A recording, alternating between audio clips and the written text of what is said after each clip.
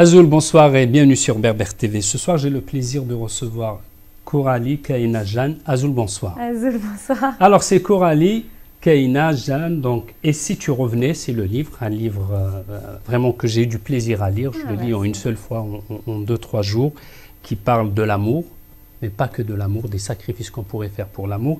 Mais d'abord, je voudrais savoir qui est Coralie Kaina. Oui, alors Coralie Kaina, donc je suis une jeune femme, une jeune maman franco-berbère. Donc mon papa est kabyle, donc je suis très heureuse d'être ici. C'est important pour moi parce que c'est vrai que souvent on me demande pourquoi Jeanne. Donc il faut savoir que Jeanne, c'est mon nom de femme mariée, c'est le nom de mes enfants, donc c'est important pour moi de leur laisser. Mais c'est important pour moi de dire que je m'appelle Coralie Kaina et que je suis kabyle aussi et écrivain, donc avec ce premier roman. Alors c'est le premier roman, on va parler du roman, mais je voulais d'abord revenir sur Kaina. Aujourd'hui, on est à la veille des élections, on voit bien ce qui se passe avec la possibilité d'arriver du Rassemblement national. Aujourd'hui, quand on a cette double culture, c'est pour vous, vous la vivez comment? C'est une richesse? Comment vous vivez? Comment vous voyez aujourd'hui la situation justement en France? Mais bien sûr que c'est une richesse. Moi, j'ai la chance d'avoir grandi avec cette culture berbère, kabyle, avec les auteurs, les chansons de Matou Blounès, ma maison en Kabylie, dans mon village d'Iril Bougni. Donc j'ai connu ça, j'ai grandi avec ça. Je suis très heureuse de transmettre à mes enfants toutes les valeurs que j'ai pu recevoir durant mon enfance. Et forcément, cette période est inquiétante parce qu'on a toujours peur de la segmentisation, de tous ces, Ce qui est formidable avec la littérature quand même, c'est de se dire que la littérature rassemble. Donc c'est pour ça que c'est important maintenant. Moi, en tant qu'auteur, je suis heureuse de parler de ma double culture justement et voilà, au travers de mes livres, de distiller des messages qui au contraire permettent de rassembler les gens et non pas de diviser comme ce qui peut se passer actuellement dans la société française. Vous avez des liens aujourd'hui, vous dites avec la Kabylie, vous y allez, vous avez des liens, dites-nous. La Kabylie déjà fait partie de moi à la maison tout le temps. Je me suis mariée en France il y a une dizaine d'années. 2 semaines après, je suis allée me marier en Kabylie. C'était important pour moi, c'était même pas important, c'était... Comment dire, c'était évident. C'était une évidence que je devrais aller célébrer mon mariage en Kabylie et faire un grand repas avec toute ma famille là-bas. Et l'année prochaine, je prévois d'emmener mes enfants en Kabylie pour qu'ils découvrent justement. Vous avez envie de leur transmettre un peu la culture aussi. Mais bien sûr. Mais vous savez, ce qui est fou, c'est qu'il y a 2 endroits où je me sens vraiment chez moi. Donc il y a Marcoussis, le village où j'ai grandi en France jusqu'à mes 20 ans. Et il y a 15 ans, j'ai été pour la première fois en Algérie. Donc j'ai été en Kabylie, j'ai été à Béjaïa, j'ai été à Tizi. Et quand j'ai posé le pied en Kabylie, j'ai ressenti cette sensation de c'est chez moi, c'est ma terre. C'était indescriptible, c'était chez moi, c'est mon village. Et j'y suis retournée l'année suivante, j'ai emmené mon mari l'année d'après. Et je compte y retourner donc avec mes enfants l'année prochaine. Très bien. Et puis en lisant et préparant l'émission, j'ai vu que vous lisiez beaucoup quand vous étiez petite et vous aviez ce rêve, j'allais dire, vous avez ce projet d'écrire un livre. Dès l'âge de 12-13 ans, vous lisiez beaucoup de livres. Oui, écrire, c'est un rêve. J'ai plongé dans la lecture très jeune. J'ai eu beaucoup de chance, j'ai eu une lecture très éclectique parce que mon papa, il lit de tout. Donc, c'est-à-dire que quand j'ai déboulé dans sa bibliothèque à l'âge de 10-12 ans, j'ai découvert Stendhal, j'ai découvert Dostoïevski, et puis à côté les contes berbères de Mouloud Memri. J'ai découvert Yasmina Khadra, qui est un auteur qui m'a accompagnée, dont j'ai lu tous les livres ces dernières années. L'étranger de Camus, enfin voilà, donc j'ai pioché un peu dans toutes les inspirations, toute ce mélange de littérature. J'adore aussi Stephen King, enfin vous voyez, j'ai pris vraiment de tout, mais dans ma tête c'était évident que j'allais écrire un livre un jour. Pour moi c'était l'apogée de ma vie. C'est l'apogée de ma carrière, l'écriture. Vous êtes passé par la télé vous-même, hein, donc vous avez travaillé, vous avez fait un peu partout, mais vous saviez toujours que vous alliez écrire, vous alliez devenir auteur, vous alliez faire ça. J'ai fait de la télé, j'ai fait de la radio, j'ai fait beaucoup de choses dans les médias pendant une dizaine d'années, mais j'avais ce message dans ma tête, cette voix qui me disait non, un jour tu vas réaliser ton rêve c'est d'être écrivain, c'est d'écrire des romans et tu vas y arriver. Et il y a quelques années, je me suis dit ok, maintenant je travaille beaucoup, mais on n'a qu'une vie, on n'a qu'une seule chance de réaliser notre rêve. J'ai la chance de pouvoir écrire et donc j'ai vu que vous écrivez manuscrit. partout, hein. J'ai regardé un peu Ouais. l'inspiration desquelles vous vient, vous commencez à écrire, Ouais. vous écrivez partout. Alors vous avez choisi de nous parler d'un sujet très émouvant d'abord, parce que qu'est-ce qu'on pourrait faire pour faire revenir justement l'être aimé? En quelques mots, donc il y a deux personnages, notamment Stan et Mia. J'invite vraiment nos téléspectateurs, on ne va pas tout dévoiler, il faut qu'ils le lisent, ça pourrait être vraiment une lecture d'été. Mais vous posez cette question, qu'est-ce qu'on pourrait faire pour faire revenir un être cher qu'on a perdu, et surtout si on se sent coupable. C'est Voilà. ça, le sens de la culpabilité, le sens du pardon, pardonner aux autres, se pardonner à soi-même aussi. Ce sont des questions, des messages que je distille tout au long du livre, puisque c'est l'histoire d'un couple, donc Stan et Mia, qui sont un couple. Au début, c'était le couple qui faisait rêver tous les copains, fous amoureux, plein de passion, on fait attention l'un à l'autre. On sait comment c'est au début d'une belle Oui, histoire. bien sûr. Et après, on se perd, on est emporté par le tourbillon au quotidien, les réseaux sociaux, YouTube, les séries. Et c'est ce qui arrive à nos deux amoureux qui, au final, au bout de quelques années de relation, ne sont plus que deux colocataires dans un appartement. Et un soir, il y a la dispute de trop. Stan claque la porte et il va avoir un accident, il va mourir. Et Mia, elle reste là, seule, avec ses regrets, avec ses remords, pleine de « et si j'avais su, qu'est-ce que j'aurais dû faire ?» Et ça, je pense que c'est quelque chose qui peut nous arriver à tous. Et j'espère que ce livre, et d'ailleurs c'est drôle parce que je reçois beaucoup de messages sur Instagram de personnes qui me disent j'ai refermé le livre et je me suis retournée vers mon mari, je lui ai dit que je l'aimais. Mes enfants étant en train de jouer, j'essaye maintenant de mettre mon téléphone, voilà, de ne pas leur répondre par des onomatopées, oui, oui chérie c'est bien, et de vraiment poser le téléphone et tu vois, regarder les enfants, ce qu'ils font et passer un vrai moment avec eux parce que la vie est trop courte. Et elle peut s'arrêter. Quand on le lit, comme je vous le disais, on se retrouve tous là-dedans, donc tous les couples, voilà, on a des hauts et des bas. J'imagine qu'il y a de vous aussi là-dedans. Qu'est-ce qui vous inspire le plus? Il y a beaucoup de sujets de réflexion, lesquels vous sont proches dans ce livre? Le sens de la résilience, se remettre après un événement dramatique, réussir à voir la lumière comme Mia va essayer de se dire je vais essayer de continuer à vivre sans Stan. D'ailleurs, elle va retourner travailler. Bon, malheureusement, elle va se rendre compte que la vie sans Stan n'a pas beaucoup de sens. Mais le sens du pardon aussi, parce que c'est quelque chose, je suis quelqu'un d'assez rancunier. J'ai mis du temps à m'apaiser, à trouver. Ces dernières années, j'ai lu beaucoup. Je suis un volcan dans la vie de tous les jours et je peux avoir tendance à rester butée comme Mia et à rester rongée un peu par la colère. Voilà, la colère, c'est un sentiment dont j'essaie de me débarrasser, d'être moins en colère.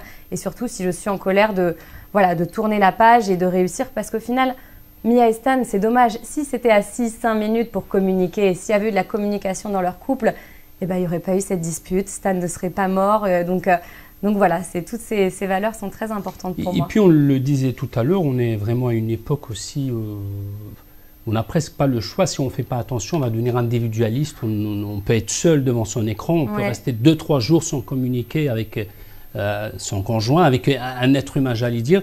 Ça aussi, c'est peut-être un cri. Il faut que les gens fassent attention. Voilà, il faut qu'ils parlent, il faut qu'ils discutent. Il faut vraiment rester social. Bien sûr, les réseaux sociaux, c'est génial. Ça nous a apporté plein de choses formidables, l'information qui arrive très vite, le fait de pouvoir rester en contact avec des proches à l'autre bout du monde, en Kabylie, au Canada, peu importe.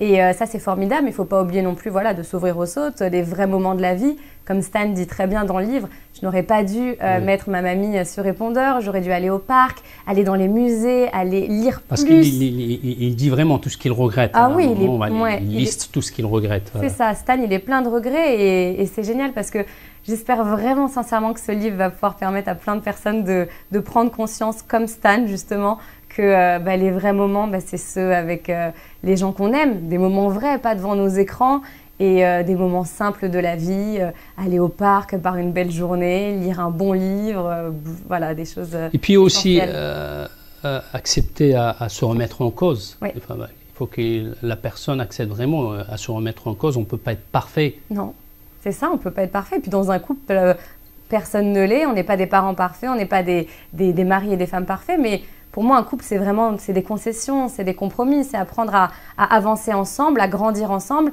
et réussir à s'asseoir et se dire « Ok, ça ne me va pas chez toi, moi, c'est ça qui ne me va pas, on va se retrouver peut-être au milieu, on va essayer de trouver un accord pour que ça fonctionne. » Et de nos jours, c'est dommage parce que les mariages sont vite sont vite... on ne prend pas le temps de se pardonner et d'essayer d'améliorer les choses. Et puis, Mia, toi, vous pourrez faire quelque chose vraiment pour faire revenir Stan. Vous, qu'est-ce que vous pourriez faire pour revenir l'être aimé? Il ne faut pas me poser cette question parce qu'on me l'a posé plein de fois en interview. Et une fois, j'ai dit, je ne sais plus ce que j'ai dit, et on m'a dit, vous savez que c'est pas légal ça. Du coup, j'ai dit, bon. mais tu sais, pour tes enfants, pour tes enfants, en vrai de vrai, je pense qu'on est prêt à tout. Alors, je pense que je serais prête à tout dans la limite de la légalité. De la légalité. Voilà, on va rester. En tout cas, par amour, je serais prête à beaucoup de choses. Mais aussi, il y a aussi ce côté du monde d'après, d'un peu de fantastique. Vous mettez un peu une touche quand même de fantastique. Ça aussi, vous posez des questions. Qu'est-ce qu'il y aurait après, justement? Qu'est-ce qu'il y a après? Est-ce qu'il y a l'après? Qu'est-ce qu'il y aurait dans l'après? Qu'est-ce qu'il y a après la mort? Et moi, c'est une question qui me fascine depuis toujours. Cet autre monde que j'ai décrit dans mon livre comme une société, comme on en discutait, un peu fantasmagorique, où en fait, si on a fait des bonnes actions, on atterrit dans un autre monde qui est notre vie de rêve, et si on a fait des mauvaises actions, on se retrouve un peu dans les bas-fonds de l'autre monde. Et j'aime cette idée parce qu'elle ramène du coup à la loi du karma, qui est quelque chose qui me touche beaucoup, qui est dans la vie, on récolte ce que l'on sème, et si on fait des mauvaises actions, elles finissent par nous revenir un jour en pleine figure, et si on fait des bonnes actions, les portes s'ouvrent, les portes du monde et des possibilités s'ouvrent. C'est quelque chose qui me parle beaucoup et que je voulais vraiment explorer dans ce livre et qui nous aide, je trouve, à être chaque jour meilleur. Comme vous disiez, vous posez des questions comme nous tous sur l'au-delà, qu'est-ce qu'il y aurait après. Dans votre enfance, on vous a parlé de ça, on parlait du papa qui est kabyle. Mais on a l'impression qu'on parle pas du tout de religion, de toutes ces croyances chez les Kabyles. Non, moi j'ai pas grandi avec. J'ai grandi en France, j'allais dire ici. Oui. J'ai pas grandi avec la religion. Votre papa vous disait quoi? Travailler, il faut réussir. Mon papa me disait qu'il faut travailler, que dans la vie tout n'est pas acquis. Pourtant, mon papa, quand il est arrivé d'Algérie, oui, il a beaucoup travaillé et il a réussi à créer quelque chose de magnifique. Donc on a eu une très belle enfance. Mon papa travaillait énormément, je le voyais peu la semaine, il faisait beaucoup d'allers-retours et il nous a tout le temps inculqué justement ce sens du travail et que tout se mérite et qu'on n'aura rien sans rien. Et comme lui, il nous racontait par contre beaucoup son enfance en Kabylie. Il nous disait, voilà, vous avez de la chance de pouvoir aller à l'école en voiture. Nous, on devait descendre pendant des kilomètres à pied. Et toutes ces choses, c'est des choses encore maintenant que je raconte à ma fille. Quand elle me dit, oh, je suis fatiguée, il faut marcher et tout. Je dis, tu sais, papy, l'Arbi, ce qu'il faisait pour aller à l'école.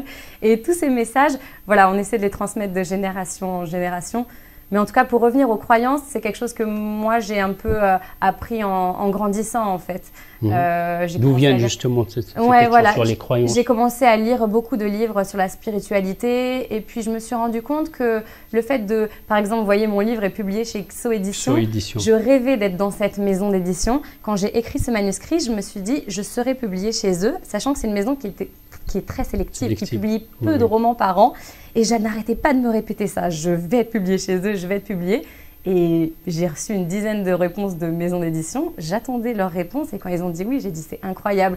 Donc je pense qu'il y a quand même quelque chose d'assez mystique autour de nous. Je pense que quand penser positif attire le positif, ça c'est faire des bonnes actions, aider son prochain. Je pense que ça, toutes ces choses cumulées font que la vie nous ouvre de jolies portes, je le pense. Vous m'avez dit que vous lisiez beaucoup, on l'a dit. Quelles sont vos sources d'inspiration que vous vous inspirez de tous ces auteurs qui étaient chez votre papa et après vous avez lu d'autres vous-même, vous avez découvert d'autres. Qu'est-ce qui vous inspire comme auteur, comme Quand je pense lecture? au livre, je pense à Marcel Pagnol. J'ai adoré La gloire de mon père, Le château de ma mère, Le temps des secrets, la trilogie. J'adore ce lien avec l'enfance et cette magie dans les textes de Marcel Pagnol. Donc j'ai beaucoup lu Yasmina Khadra, tous ses livres. Ce que le jour doit à la nuit, c'est le reste mon livre préféré. Voilà, Mouloud Memri, Les contes berbères, La colline oubliée, c'est des livres qui ont marqué aussi mon enfance. Et puis un peu de tout, vraiment. C'est vrai que j'ai des inspirations qui viennent de partout. Là, j'ai tellement de livres qui me viennent en tête. Stendhal, Le rouge et le noir, une belle histoire d'amour. Ouais, vraiment. L'écriture aujourd'hui aussi, pour vous, ça représente quoi? C'est un rêve abouti, vous me disiez, c'est ça, c'est un demi, l'écriture? Ouais, c'est un exutoire. C'est vraiment, quand j'écris, j'écris partout. J'écris dans le train, j'écris dans ma chambre, je me réveille des fois en pleine nuit et j'écris, que ce soit sur mon téléphone ou sur des cahiers. Écrire, c'est ce qui me permet de m'exprimer et c'est ce que j'aime transmettre. Enfin, j'aime me dire que mon écriture va rassembler des personnes, que mon écriture va faire voyager quelqu'un qui ne bouge jamais de son canapé, va apporter des amis à quelqu'un qui est seul. Voilà, je me dis que l'écriture, c'est un merveilleux voyage qu'on peut faire tous ensemble. Très bien, je voulais vous montrer une image aussi, cette image où vous êtes en robe kabyle, que j'ai trouvée donc sur votre page Facebook, Coralie Jeanne. Vous pouvez y aller, Instagram, Facebook, vous êtes sur les réseaux. Quand je vous montre cette photo, alors ça vous dit quoi, cette jeune femme avec une robe kabyle? C'est vous, hein? Ben oui. Alors, dites-moi. C'est moi à mon mariage. Donc j'avais fait à mon mariage, c'était un mariage donc où mon papa a fait venir des danseuses kabyles. Donc il y a eu toute une heure d'animation berbère. C'était juste incroyable avec de la musique, avec ma robe kabyle. Et c'est moi, c'est beaucoup d'émotions parce que c'est mon papa, c'est ma culture, c'est qui je suis. J'ai un lien très fort avec voilà, mes tatas, Malika, Titis, enfin toute ma famille en Algérie. Ça fait partie de moi, même si je vis en France, que la Kabylie, mon village, mes oncles, mes tantes, c'est une partie de moi. Donc forcément, de voir cette photo, c'est beaucoup d'émotions. Et le petit regret, comme vous le disiez, c'est de ne pas le parler. Vous ne parlez pas le kabyle, c'est ça? Oui, je ne parle pas le kabyle, mais ce n'est pas de ma faute, c'est de la faute de mon papa. Donc c'est très difficile, on ne va pas blâmer le papa. Non, c'est vrai que c'est vraiment difficile. Mon papa, quand il est arrivé en France, il travaillait énormément. Et puis c'était une époque aussi où voilà, on essayait le plus possible de s'intégrer. Mais il s'est rattrapé maintenant puisqu'il donne des cours de kabyle dans des tas d'écoles du 91 partout. Il fait partie de toutes les associations franco-berbères de France. Et moi, j'espère un jour avoir plus de temps pour l'apprendre. Je comprends déjà quelques mots. Oui, quelques mots.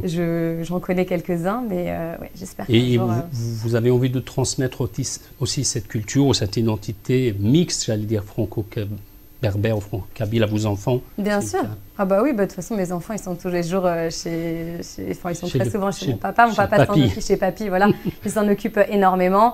Et il y a Zina aussi, ma belle-maman, qui leur parle, tout le monde, voilà, on baigne dedans depuis tout petit. Et l'année prochaine, on prévoit un grand voyage en famille parce que du coup, on n'a pas pu retourner avec le Covid à l'époque où je voulais emmener mes enfants. Mais l'année prochaine, on prévoit un grand voyage en famille, donc ça va être chouette. Alors le deuxième, il y a le deuxième ou un troisième, généralement quand on commence, on ne s'arrête plus. Eh bien écoutez, on a signé le deuxième hier, donc hier c'était la belle nouvelle de la journée. Il va y avoir un deuxième roman qui sort en mars de l'année prochaine, donc c'est une super toujours belle nouvelle. Avec l'amour. Toujours l'amour, une belle histoire d'amitié, une belle histoire d'amour, un petit soupçon de surnaturel à la fin, des belles valeurs comme j'aime en écrire et en distiller dans mes pages. Et puis la sortie de « Et si tu revenais » en version poche au même moment. Il a été bien accueilli pour vous, vous êtes vraiment contente de « Et si tu revenais » ? Je suis super contente, les retours sont géniaux sur les réseaux sociaux et j'ai hâte que ma communauté, la communauté berbère de France, la connaisse. Vraiment, je vous le conseille, voilà, Coralie Jeanne, je vous le conseille. « Et si tu revenais », comme on disait, aux éditions que ça, je vous conseille vraiment, ça pourrait vraiment faire une lecture, c'est l'été approche, ou bien quand on prend l'avion pour aller justement... dans le sac de plage. Voilà. Merci beaucoup, Coralie Kaina. Je rappelle Coralie Kaina Jeanne. Merci beaucoup. Merci. Et à bientôt pour le deuxième. Oui, avec plaisir. Merci à vous d'être restés avec nous. Restez avec Berbère TV. Au revoir, à bientôt.